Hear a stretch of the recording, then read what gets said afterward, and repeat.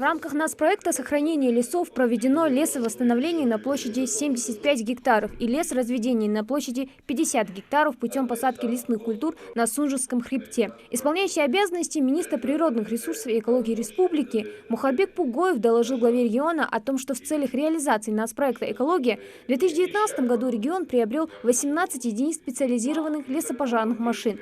Особое внимание на совещании уделено вопросу незаконной заготовки древесины в регионе. Махмуд Али Калиматов отметил, что поддержание лесного хозяйства округа в надлежащем состоянии является важнейшей задачей органов власти всех уровней.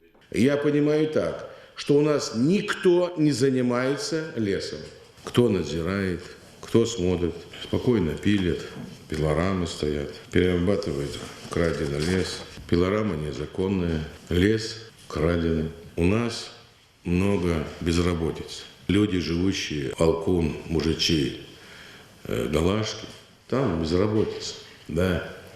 Мы не можем создать условия работы людям. И надо это учитывать.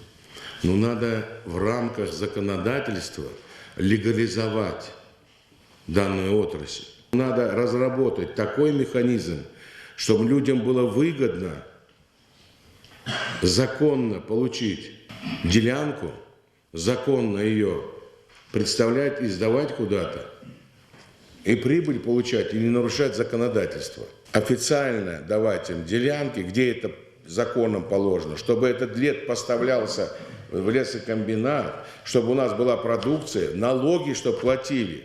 Глава региона отметил, что существующее мнение, что многие проблемы отрасли можно решить путем передачи лесных участков в аренду, на деле не является целесообразным.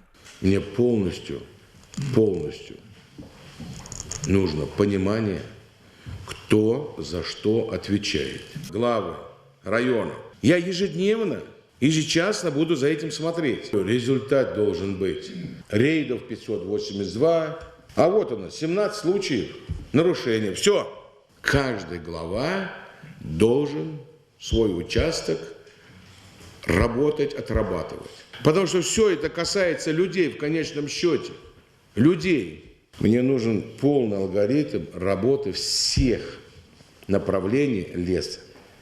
Кто производство, кто саженцы, кто там дорогу. Полностью весь спектр, не упустите.